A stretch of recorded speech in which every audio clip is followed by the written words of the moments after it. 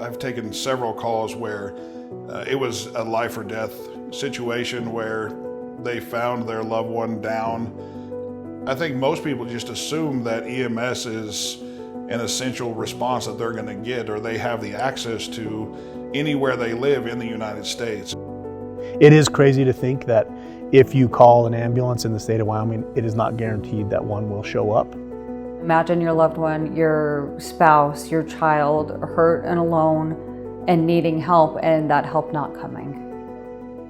EMS is technically not an essential service, meaning no one's required to pay for it. That becomes a little bit problematic when you're struggling to fund something as important as ambulance, as basic as ambulance. Whereas fire and law enforcement are deemed a mandated service or an essential service and have funding available, there's no such thing in Wyoming for that, for EMS.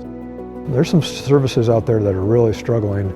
In the last 10 years, we've seen 16 EMS services either fold or consolidate with another service. Centennial, they don't have an ambulance anymore.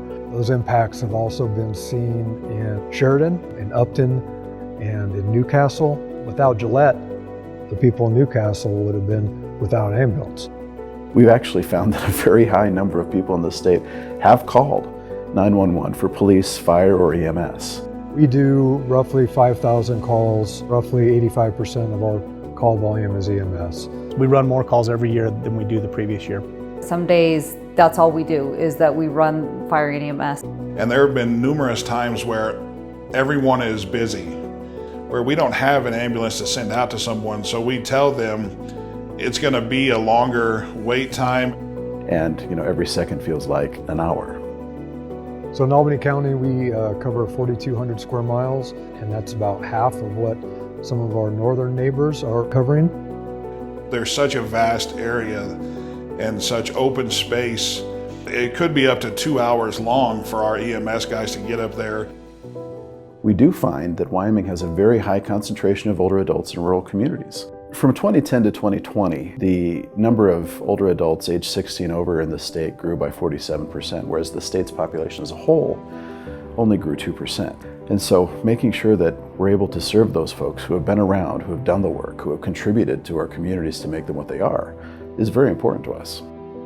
You have to have more people, more equipment, for you to have times when there won't ever be a situation where an ambulance is not available. And really, there's only a few cities in the entire state that have a paid municipal service. And so we really rely quite heavily on our volunteer services as well for our more rural areas. Historically, that's what has sustained EMS, has been volunteers. That's not a sustainable model moving forward. They're having to have a real job. They're not getting the funding that they need to have the most up-to-date equipment. And they're not getting any type of pay or help out to maintain their certifications, those kind of things. Quick response time is vital. If you had a loved one that was having a heart attack or a stroke, or a little child that had fallen into a pool, you would expect EMS to be there quickly to save lives. I had a truck driver pull over because he was having severe chest pain and he went unconscious while he was on the phone with me and he died. That was really hard, knowing that if somebody had been closer, he might have had a chance. This summer, AARP put out a survey into the field, into the state of Wyoming, asking some questions about EMS services. Specifically, are folks aware that EMS is a non-essential service? Would they be willing to pay for it, understanding that no one, is required to do that right now? We found out that 8 in 10 folks who were asked did not know EMS was an essential service, but believe it should be.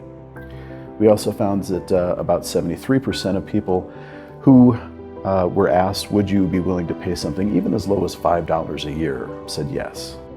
This is something that's certainly worthy of our time. We need to solve this now.